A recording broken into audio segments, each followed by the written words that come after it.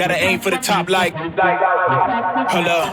Yeah, I can never doubt myself, I know better. All of you critics be acting like you know better. Blowing the smoke, but I know when the dust settles that I'm in my element, it's evident that there's levels to the game. All of those dark nights I got then, breaking my back to make it out, got me feeling like rain. I ain't never need your help, I know you wishing me well. A penny for your thoughts, but seeing no change. I snap for the sun like Diddy, the riches got a mad ass son, I'm like Billy. I ain't never switch up, whole team with me. Putting on for my city like OAGZ. Set the pace as long as you finish. Consumers find a way inside your business. Babble if they try to dabble in it and they hate the fact that they may have to witness. You try to aim for the top like this and you're in your element with a fire like this. And they hoping you fall and they praying you miss. But it's all in the risk, I got you with the switch, you know. I'm in the zone, give me the throne. One shot, that's all that you got. That's all that I know. Foot on the gas, 155 on the road. You could be a friend of me, an enemy. Keep that same old energy. Hello and welcome to another edition of the Printing Money Podcast.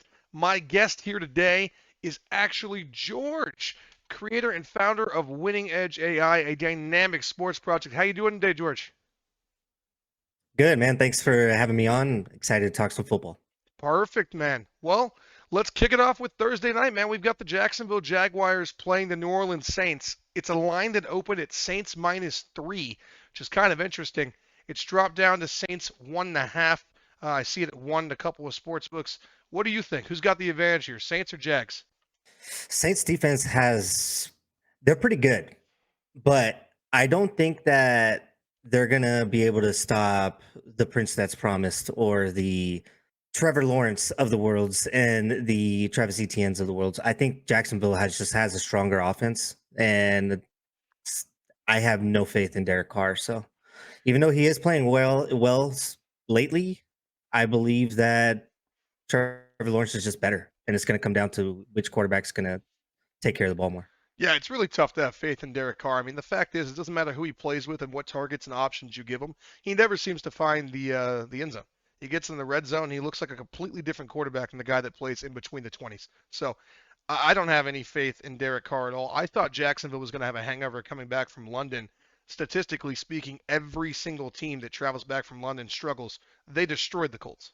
I mean, the Colts, they had their issues too. Don't get it wrong. You know, the Minshew isn't a top tier quarterback, not like Derek Carr is. So we do expect at least a little bit of a better matchup, but I still see Jacksonville taking this by a lot. If it's -1, I'd be content taking the -1 for the Jags. Yeah, it's actually Jacksonville +1.5 right now. +1? Yeah, +1.5. The Saints are favored at home. Yeah. Oh, that's great. Yeah. Yeah. I've got Jacksonville +3. I think it's a great bet if you tease them up to 9. I can't find the world where the offense of the Saints plays well enough to get that done. Can the Saints seek out a win here? Absolutely. They have a defense that can do that if Trevor Lawrence comes out and just implodes. But the fact of the matter is, the Jaguars are 61% favorites by my models right now to just win this game outright. If you're going to give me points, I'm going to bet them all week. So lock it in, guys. I think Jacksonville is the way to go here. I agree. You have no issues with Kamara being back then? No, because I'm in Sean Payton, and I don't think anyone really knows how to use him.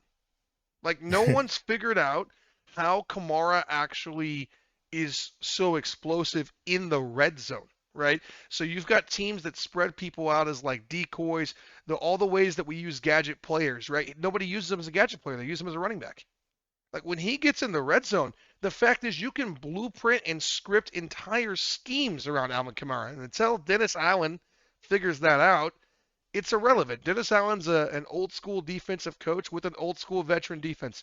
They're an average at best football team with a lot of weapons they don't know how to use. Yeah, he should be averaging at least 25 touches, and 12 of those should be catching.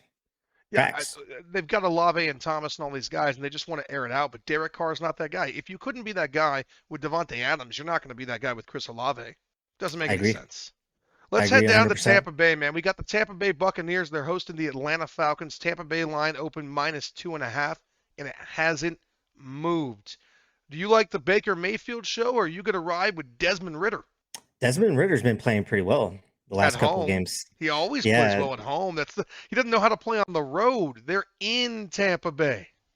I agree, but I also They haven't hit their stride, and around now is when we start to see some teams start to hit their stride, and that division is for the taking. So I think the Falcons are going to actually win this game.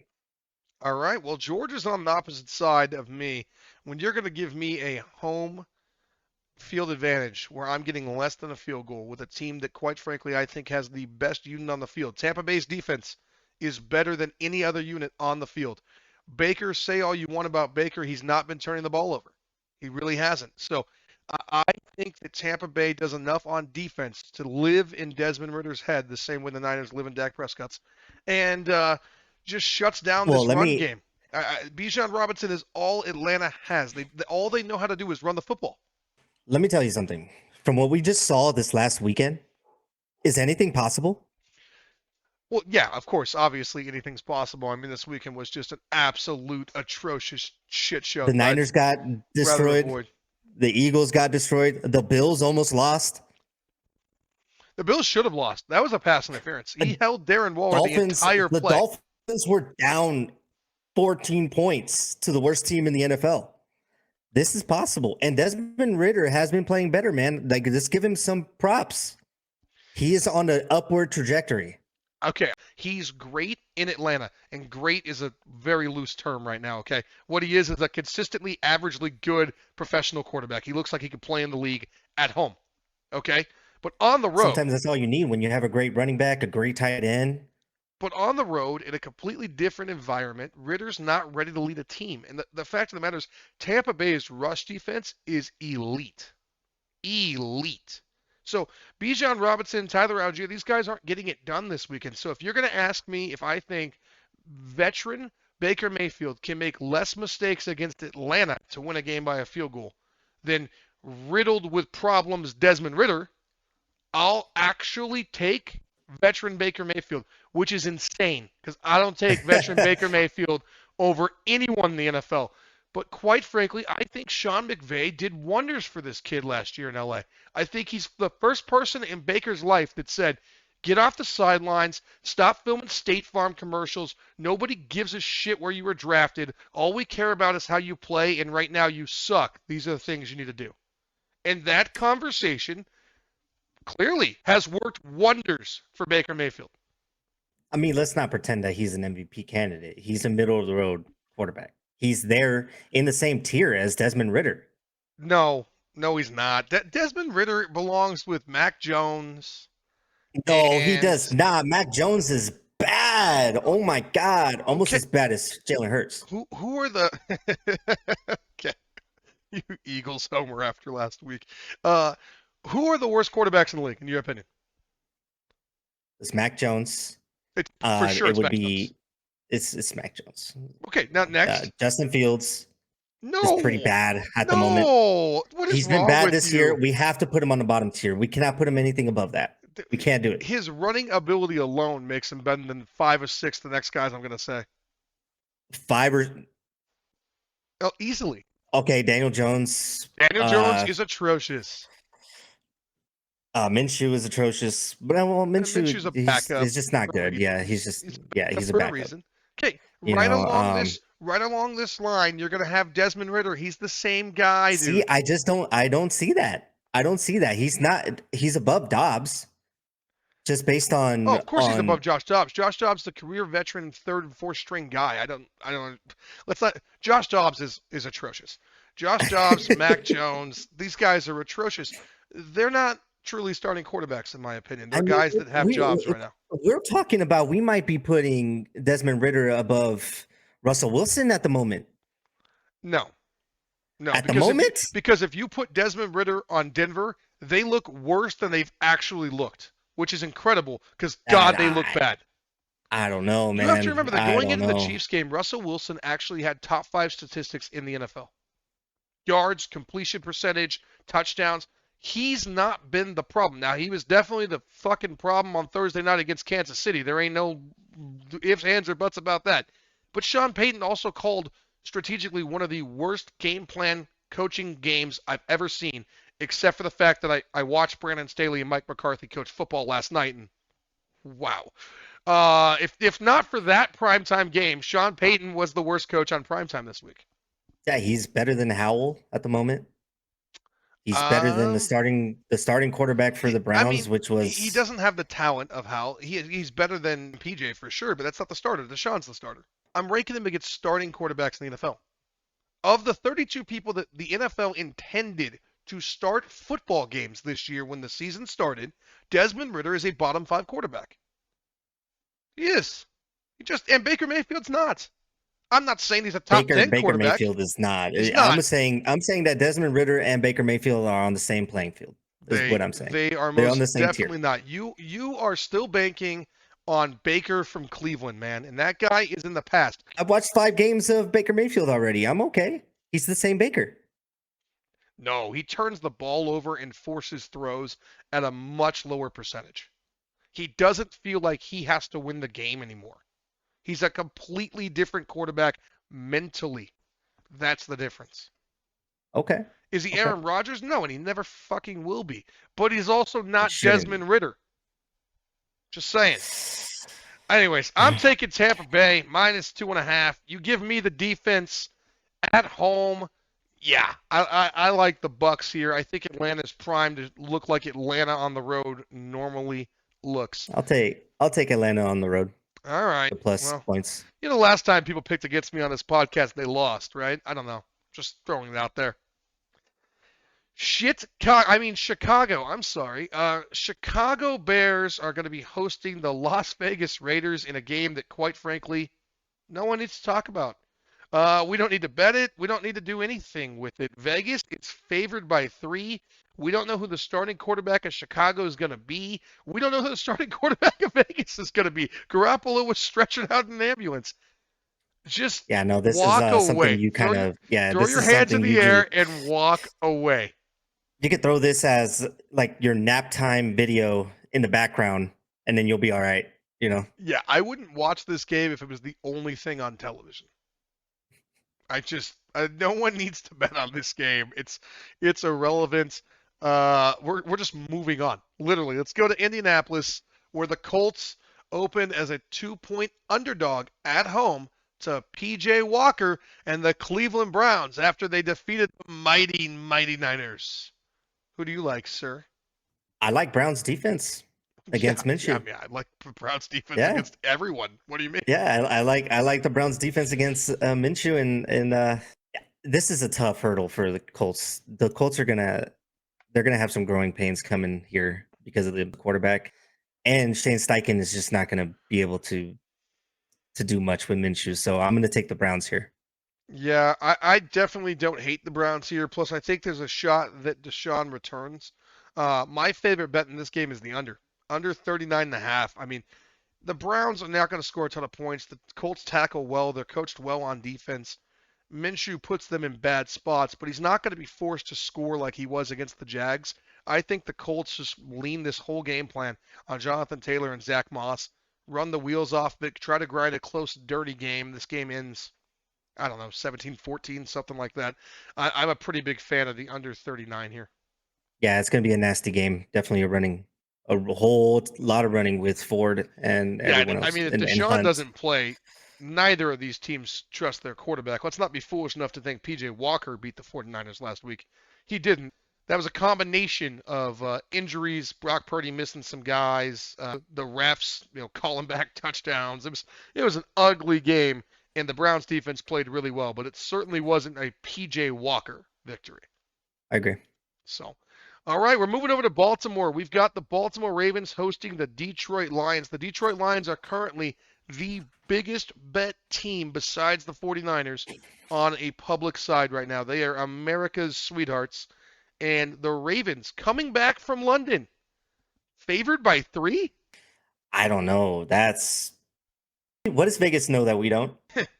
I mean, Vegas knows that the Ravens are a better team than the public's ever going to give them credit for, and Vegas knows that Detroit is probably overvalued at the moment. But the fact of the matter is that Jared Goff is the best covering quarterback against the spread in the last 3 seasons. I mean, the Lions in general are they're rolling, man. They're rolling. They're rolling past, like, injuries. Amon-Ra's out. They don't care. They're rolling past the Montgomery injury. they're just doing whatever they want. And the Ravens have this new pass orchestrated offense that Lamar's just not really the guy for. And Odell Beckham Jr. is not Odell Beckham Jr. And all their running I mean, backs that's are hurt. clear. There's just injuries across the board for the Ravens. Now you're coming back from London. I don't like the Ravens here. Give me the Lions. I don't the like Lions. writing this hard with the public. When you're right, you're right. And the fact is, I just don't think the Ravens are that good right now. Don't get me wrong, the Ravens are still one of my dark horse picks for the Super Bowl, but I gotta tell you right now, man, the Lions just look better than almost everyone, to be honest. Yeah, I mean, right now, 72% of the money and 79% of the bets are currently right now on the Lions. So, and the funny part about that is the line opened at 2.5 and it went to -3, despite the fact that 70% of the money's coming out of Detroit. So this is where I like your strategy with live betting. This game would be, I think, perfect for that. Both teams can score at will. So I believe this is going to be a high scoring game. I know that both defenses are good and Hutchinson's going to create some havoc, but he's been facing more of the traditional pocket passers. And I have a feeling Jackson's going to have a pretty big rushing day. But the problem is that, man, Jared Goff is going to throw for like 500 yards again, even against that Ravens defense. I don't think it matters. The over under in this game is 42.5. The only reason I haven't touched it yet is because I'm waiting for a better weather report. Baltimore gets pretty nasty this time of the year, and if you get a bunch of rain, something like that, dirty it up, then Detroit can absolutely lose this game. And they're actually going to use Jamar Gibbs this time, so I'm expecting Jared Goff to throw a lot, especially little dump passes to him. So they have to use Jamar Gibbs. I like Detroit here. It's too good of a number for a team that's just rolling the way they are. Give me Detroit plus. Yeah, you're going to give points. That's crazy. Yeah, I like that. Buffalo opened at -8.5 against Bill Belichick and the New England fans. I don't know who's on this fucking roster. I guess people that tried out of the stadium. The over-under is set to 41. I don't think there's a lot to think about here. I know it's Belichick. I know it's New England. This is not Belichick and this is not New England, and Josh Allen's going to kill them. Am I missing something here? No, you're spot on. I don't see a world where the Bills lose to the Patriots. The Patriots are they're not a well-coached football team at the moment. There is something going on where the team just isn't buying in, and you can tell they're giving up on plays. And when you watch this team, there's no heart like there used to be with Tom Brady. There's just that catalyst is no longer there. It's over. It's done. The chemistry is no longer working. Right. You got to have some talent to buy into. What are they buying into? Mac Jones, who consistently at this point is viewed as the worst quarterback in the National Football League with a starting job. The worst. They clearly don't think much of Bailey Zappi. He's sitting on the bench. He was actually the third-string emergency quarterback this week. So they have no idea who the leader of this football team is. It's not Bill Belichick, I can tell you that. He doesn't have Christian Gonzalez. He doesn't have Matthew Judon is hurt. He doesn't have a single player on defense. They made the Las Vegas Raiders and Hoyer look all world last weekend, okay? I mean, it was just bad. And then Mac Jones only makes 1 out of 7 throws. He puts it right on the freaking money, and Parker drops it to lose the game there. I mean, it's just they can't even show up when their quarterback makes plays. They're so used to him just missing the throw that they don't know what to do. I mean, they're a dysfunctional football team right now. Dysfunctional. Oh, 100%. And I expect the Bills to win maybe 21-7. So they should be able to cover. This is my survivor pick of the week. If you've not used the Buffalo Bills, you've been following along with me. We've not needed a reason to use them. This is the kind of time that we do that. A lot of those teams that we were betting against that aren't very good are on bye weeks. So you might as well just take the Bills against New England. I'm on the fade New England team. It's probably going to work just fine. Keep fading New England. I did not put this to lock it in, but quite frankly, I think Buffalo covers the 8.5. Moving on. The New York Football Giants hosting the Washington Commanders. Commanders favored by 2? Yeah, this is a bad game. Honestly, I would stay away from this game. Yep. And Tyrod Taylor is clearly an upgrade from Daniel Jones. Oh, I agree, And but Daniel Jones already announced could be back this week. His neck's feeling a little better since Tyrod played well, you know? if I was the coaching staff, I wouldn't start Daniel Jones. I'd let him rest and How then do you not have start him? You Tyrod paid keep him going. over $100 million on one of the worst contracts I've ever seen. If you don't start him, New York's going to have a mutiny. I see. I actually disagree with that take because I believe that if you paid him, you need to secure the future. So you need to let him rest, get fully healthy, and you have a capable backup in Secure Tyrod the Taylor. So secure might the as well Yeah, he's listen. You paid he's him, the right? future. You paid him, Yeah, and whatever. as an Eagles fan, thank you, Giants. Yeah, I wish somebody would pay me to do this bad of a fucking job. Like, where do I sign the signing bonus? And just, I mean, Daniel Jones, he played one good year of his whole fucking career, and then you handed him a shitload of money. I don't get it. They pay people on potential. Maybe he had a trajectory going up that they saw, and let's just say they're wrong. I still don't like a division game. At home, I wouldn't touch it. Yeah, I I'm wouldn't not touch it. touching it. I have no faith in Yeah. the Commanders and Sam Howell. So, moving Yeah, on, no, I wouldn't touch it. Seattle. Geno Smith and company are hosting your guy, the guy you like so much, Josh Dobbs and the Cardinals. You riding Like you Dobbs said, here with 8 points, or are you on Team Geno? dude is a nuclear physicist. He's smart. I think he's still going to be beat on the football field. So I'm going to take the Seahawks. I like Geno. Yeah, I'm gonna walk away again. You give me two bad quarterbacks and over a touchdown spread, and I just see value Seahawks everywhere are at but home, here. man. The 12s have an ability to change the game.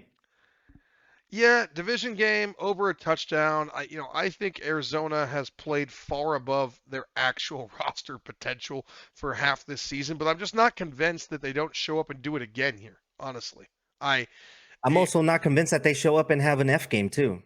well, they just did that You against know? the Rams last week.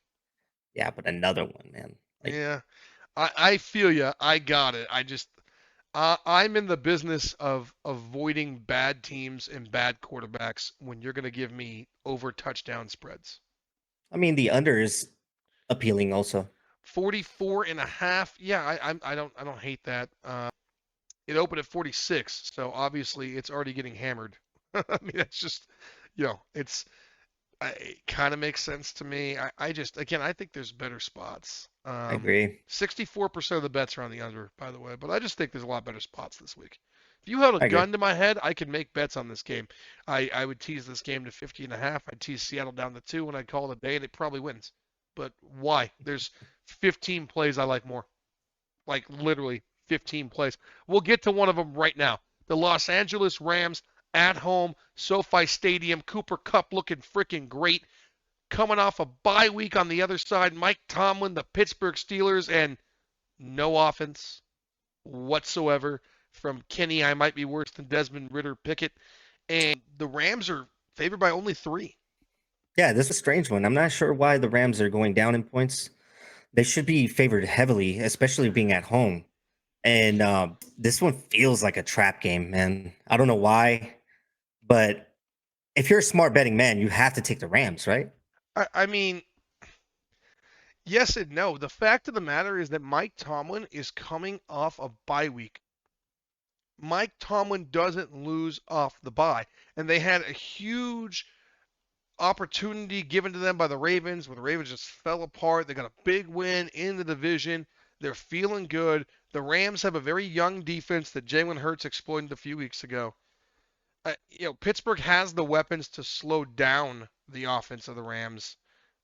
I got to be honest. I like the under. It opened at 42.5. It's up to 44, so it's actually going the other way. And I think if you can get in that 45-ish, the under is kind of a slam dunk here. But I like the Rams -3. I'm on the Rams. I'm giving it as a lock of the week, but it's very, very trappy. Yeah, it feels like a trap, but that's just too much value in my point. In Yeah, my opinion. that's why it's on there. So that's literally why it's listed right now as the last locking in, right? And the reason it's last is because it's the one I have the least faith in. But of the Okay. lines this week, I have to take this bet. I don't believe the Pittsburgh Steelers can score. And until they prove they can score, I'm not betting them on the road. They're a different team at home. Dude, Tomlin's, they have a chant that says "Fire Matt Canada." That's crazy. At hockey games. so Mike Tomlin is a great coach at home, and the defense plays really well at home with what is one of the best home field advantages in the NFL. And TJ Watt can pet his ears down and go to work, but you're not doing that against Cooper and Puka and McVay and slant routes. And I like the Rams. I just don't like the historical data that says how remarkable the Pittsburgh Steelers are coming off bye weeks in his tenure. We got to take it, man. It's almost too good. You just have to take it. Yeah, I agree. That's why it's there. Kansas City and the Chiefs at Arrowhead. The Travis Kelce, Taylor Swift concert series is going to roll on in. She'll be up there with Mama Kelce pounding on some sweet windows. There'll be a bunch of Chargers fans in the stadium known as Swifties. -5.5. You've got the worst coach in NFL history going up against arguably the best coach in NFL history as Belichick's stock declines and Andy Reid. A little bit, yeah. And Kansas City -5.5 at home. Man, it's tough. The Chargers just play Kansas City well every single year. Division games, man, they always play hard. Every single team that's ever in a division matchup, it's always hard played. But the thing with me is that when you say Staley is a bad coach, I think you're understating it. Yeah. And when you're going up against an offensive genius with a so-called defensive genius, who do you think is going to win? Oh, I know the Chiefs are going to win, but the Chiefs don't cover often. They looked pretty terrible against Denver this week. They did cover. They got the last second field goal. They were only up by 8 for most of the game, and then Russell gave them the cover. But they didn't look good. They scored 19 points against Denver's abysmal defense. Abysmal.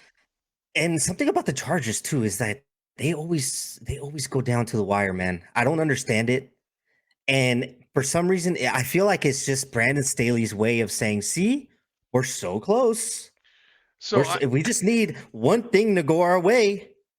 Maybe So like this stupid fucking fourth down call." I don't know if you heard this last night, but there was a second where Troy Aikman actually went on a rant about Kellen Moore and his conversation. Did you see this last night? No. So apparently Troy Aikman had a conversation with Kellen Moore multiple weeks ago, and he made this public last night, and he said that, when are you going to open up the offense, Kellen? Like, when are we going to throw deep? When are we going to play to Herbert's strengths? And Kellen Moore literally said, yeah, I pitched that in the meeting a few weeks ago. I want us to take a bunch of deep shots, which I think will help open up the run and play to Herbert and Keenan Allen's strengths. And Brandon Staley said, no, I want us to establish the run first because we have to give the defense some rest. That's the man that's So coaching they just this football didn't. team. So they just didn't see the Miami game where they scored 70 points. Their defense was just very, very, rested. I guess not. So Brandon Staley refuses to let Kellen Moore open the playbook against anyone, not just Dallas last night, anyone, because the defense needs to rest, and no matter how bad it's going, they need to establish the run game. Now, mind you, tried to establish the run game last night. Did you see how that went for Austin Eckler? He needs to just give Kellen Moore the keys to the offense and then just run it, man. I got to Just be honest. I think because- the owner just needs to give the keys to Kellen Moore for the whole fucking kingdom. He's got to be at least 3 times But we're better not. than Brandon But we're Staley. also not convinced of that either. Like I'm Kellen Moore convinced being the that head anyone coach. you give that job to is better than Brandon Staley. And I mean anyone. They should have just kept Anthony Lynn if they were just going to Anthony play the Lynn same was way. a superstar compared to Brandon Staley. Superstar. He was like Tony Dungy in the Manning era compared to Brandon Staley's horseshit. I mean, Austin Eckler had 1.9 yards a carry last night for 27 yards, and they gave it to him 14 times right into the teeth of Dallas while losing most of the game. Like, what's the fucking point? Air the damn ball out. You're preaching to the choir here, man. I think everybody in the country has pretty much the same idea when we're talking about the Chargers. Everybody is on board. Staley is just not good.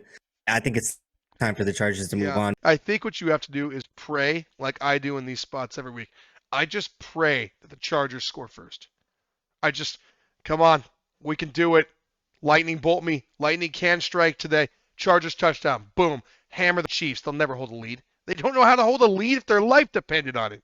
I'll get a line like Chiefs -2.5, and it's great. So there was one of these last week in the Dolphins game. So Carolina came out. They were obviously up 14-0. You can get Miami at that time +7.5 for the first half. +7.5. All they had to do was score a touchdown. There was like 13 minutes left in the half. And it was like +168 or something. It was nonsense. It's like, you actually think the Carolina Panthers are keeping Tua out of the end zone for an entire half? Come on. They're Carolina. Easy money. People were asking me, they're like, what do I do? They're down 14-0. Is the 13.5 going to be live? I was like, the 13.5 is still going to cover. And what you do is hedge double that amount on the Miami money line right now. That's 100%. What you do. Denver hosting the Green Bay Cheeseheads. Green Bay favored by 1. Off a bye week. Yeah, talk about another awful game, bro. But if you have to choose somebody, I would probably go with the home team. But even then, I'm not very confident with it. I'm not betting my money on the Denver Donkeys ever. I want you to know that. Ever. I will not be betting on the Denver Donkeys. I don't care. There's value. I don't care that it looks good. I can't give them $5 that I've worked for. Not 5. Yeah, you stay away from that. This is like the Raiders and Chicago game. If it was the only thing on, I still wouldn't watch. I'd take a nap. Yeah. We might as well get where I know you want to go. This guy's been waiting the whole frickin' show for you all to comment on his hat and some other bullshit in the comments down below. This diehard Philadelphia homer, despite Jalen Hurts and his very, very horrible Mac Jones-like performance last week against the Jets, they're going to be hosting Tua and that all-word offense that we talked about. Philly -2 in Lincoln Financial Field. You got what it takes to slow down Tua? You know, the only thing that I kind of like from this game is the under. I do believe the under 52 is going to hit. Only because the Dolphins, what we know about them is their high-powered offense. What the Eagles can do is control the clock. So what I think their main game plan is going to be just to control clock. This is going to be a low-scoring game. I still expect the Eagles to lose. So I got to be honest with you. I think there's a good chance the Miami Dolphins win this game. Philadelphia has a lot of talent, and the fact of the matter is somebody, and I mean anyone, on that defensive line gets a hold of Tua Tagovailoa, his season is probably over on a concussion pinball machine. I agree with you. I said at the beginning of the year, if Tua can stay healthy all year, the Dolphins are going to be amazing. I thought there was no way in the world he would stay healthy. Credit, kudos, all the gold stars you could find in a third-grade classroom given to Mike McDaniels and his ability to get the ball out of this kid's hand in 2 seconds and Tua to never get hit. That's amazing. But now you got Jalen Carter and the Philadelphia Eagles. Yeah, Jalen Carter's coming back. He's going to get hit. He's going to get hit a lot. And I need to know if this kid can hold up. And I pray that he can, because I think he's a really, really underrated NFL quarterback when he's healthy. I think the guy's underrated. Really... He's turned out to be a really good quarterback, man. And it's the injuries that is just it's that image, man, that we saw. And it's never going to go away. It's the hands and the it's just never going away, man. Even if he goes to the Hall of Fame or when he goes to the Hall of Fame, we are going to picture that moment. I literally thought he was just going to retire. I was like, just call it a day, man. I think everybody went through the stages of grief in that moment, man. Like, oh no, it's done. Oh damn, we're sad. Yeah, no, it's over. Like it's over. Now we're like, all right, it's over, you know. But no, he came back strong. He's playing really well. But to your point, the Eagles' defensive line is one of the best, and we're one of the best at stopping the run. So one of these things is they're going to try and air it out. It's going to be a lot of 3-and-outs, I think, man. Here. I'm not going to give an opinion on the over-under. If you want to hammer the under, as George here is suggesting, you can do that. I don't think it's a bad bet. I think, to me, it's a game where I want to live bet it. Because if they come out and the game script is good, like it has been for McDaniels, and they go like 21 points in the first quarter, I'm going to get a way better number than I'm getting right now. And if they don't, then I just don't bet. It is what it is, because it's not enough points to me. You're talking about taking 52 against a team that literally scored 70. Let's not pretend that the Broncos defense is the same as So the Eagles the Broncos defense. defense isn't, Carolina's defense isn't. I got it. Look at the Bills game they played in Buffalo, where they got blown out, but how many points did they put up? And the fact of the matter is, if Philly has an offensive game like they're capable of, all you need to beat this over is both these teams to score 27 points. It's just not even that many. The Dolphins haven't scored less than 27 points, I mean, ever. I can't take it. I can only take it based on the game script that I see live because I don't trust Philadelphia's defense. Look how many points you give up to Sam Howell. I don't trust the secondary. Your entire secondary is injured. So, like, if I'm Mike McDaniels, the game script for the Miami Dolphins this week is 5-yard slant Tyreek Hill on that side, 5-yard slant Jalen Waddle on that side. Tua throws the ball. If they break one tackle, they're gone. Pretty much. And who's But stopping it? we are getting Darius Slay back. So you get Darius Slay back. Who's starting on the other side? And I believe Reed Blankenship was cleared. Okay, from concussion protocol. Yeah, and then Justin Evans is coming back also. Yeah, I mean, I just But feel like but you guys it's have, depth. It's depth. yeah, Is you guys not have been there. so injury riddled all year, man. If Tua stays healthy in this game, I don't really think they can lose unless Jalen has a real big game. And Jalen doesn't look like Jalen right now. And I don't mean just from last week. That's the Jets, tough game in New York. I actually thought there was a chance they lost that game to begin with. But he hasn't really looked like Jalen all season. I mean, he's not finding Devontae Smith. Something seems a little off there. What do you think? Last game was very fluky, man. It was honestly very eerily similar to the Niner game. And it was just like things were just not going that way, Yeah. It was like there should be a 50-50 chance to get a fumble, but nah. It was like 100% chance the other Right. team is going to get it. You know what I mean? And Right. it was just weird bounces for picks.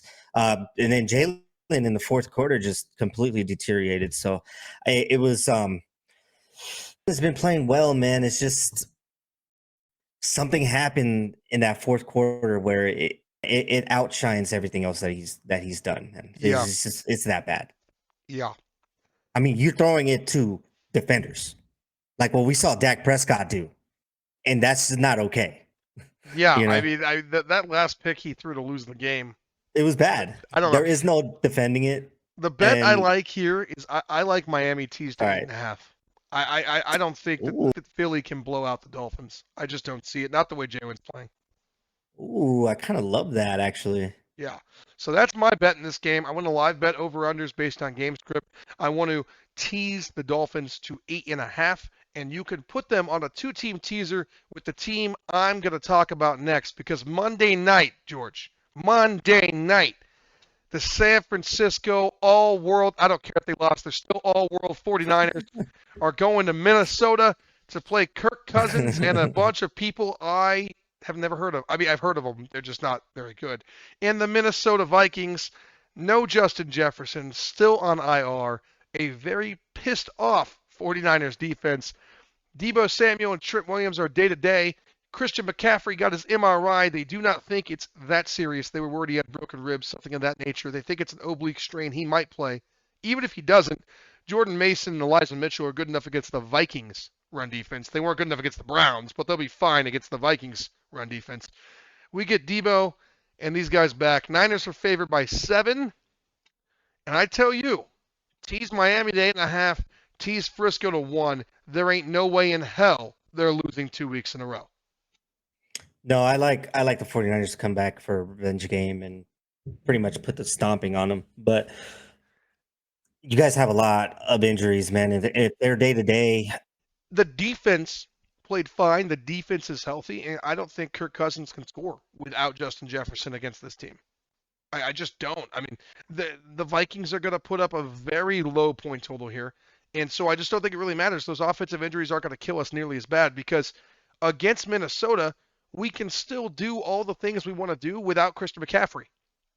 We can. You need Christian McCaffrey when you're playing the league's best defense. And like it or not, the Cleveland Browns are the league's best defense right now. They're statistically better than the Niners. So they're the league's best defense, and when you lose all of your offensive start, a left tackle, a receiver, and the best offensive player in football, you're going to struggle. That's what's going to happen. I don't think that's going to matter against the Vikings. They don't play defense at all. And something has to be said too, where preparation is taken into place too. When all these people are out, and then you're going to prepare with these people that come in, so they're going to be angry. They're going to come out. They're going to smash some faces in, and I just don't see Cousins overcoming that defense. I just don't No. see it. And let's get a little cliche here. It's Monday Night Football. It's prime time. Primetime Kirk is great, buddy. Great for you, so we can bet some money on him. The fact of the matter is, I just don't think there's any way. And literally, as I'm staring at the screen right now, money's coming on the Vikings because 3 of these lines just changed to 6.5. I love the Niners in this spot. I just do. I think it's a huge bounce back game, prime time.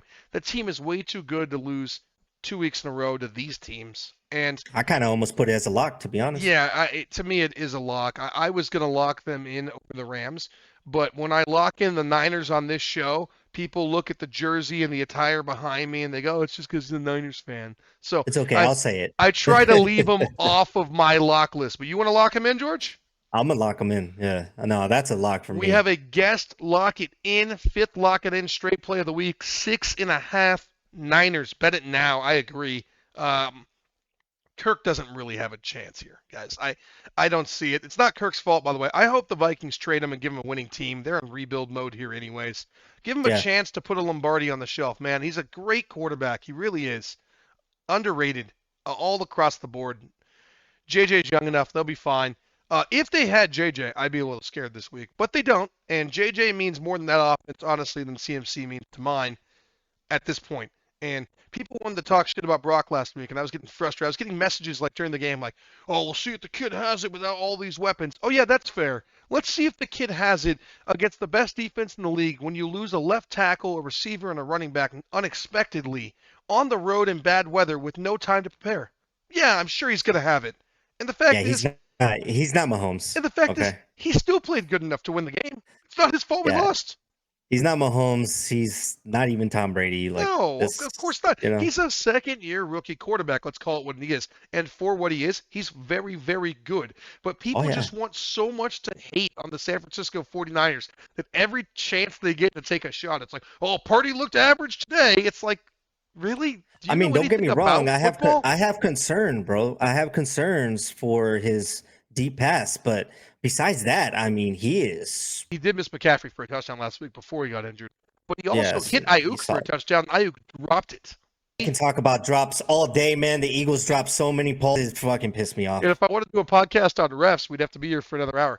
But the fact of the matter is, look, is Purdy the greatest quarterback in the world? No, but last week was just that's not the week to find out what this kid's made of. You're going to see what he's made of on Monday night, even without his weapons, after a week of preparing to play without his weapons. And I tell you, he's good enough to beat the Vikings by 6.5. Anyways, that's going to do it, guys. That's all the games on the slate.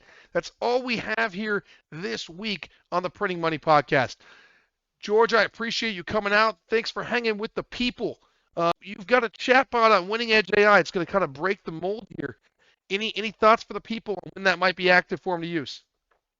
We're developing it now, and it's going to come up very soon. I'm really excited for you guys to play with it. It's going to have all the sports data for you guys to explore. And when I say explore, you're going to be able to talk to the data, which is important for a lot of people like yourself that bets or any analysis that you need for any game.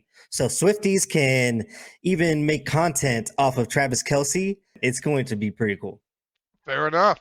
Well, again, this is George, founder and creator of Winning Edge AI. I appreciate him joining us today. We'll definitely be talking a lot more about that application as everything comes online here. In the meantime, ride with me and the Printing Money Podcast, where we are still picking over 60% for the season. Feel free to give me a like, a follow, a subscribe, anything you can do to make sure you get this amazing free content. And, of course, help the channel. Shameless plug, right? All my socials are down below, guys. If you want to leave a comment, send me a message, ask me about a pick, tell me anything about your fantasy team. Maybe you've got a line I didn't see. I would love to hear from you. And that's going to wrap it up from us. Where sports betting is not just a game. Here at Printing Money, it's an Gotta aim for the top like, hold up, yeah. I can never doubt myself, I know better. All of you critics be acting like you know better. Blowing the smoke, but I know when the dust settles that I'm in my element. It's evident that there's levels to the game.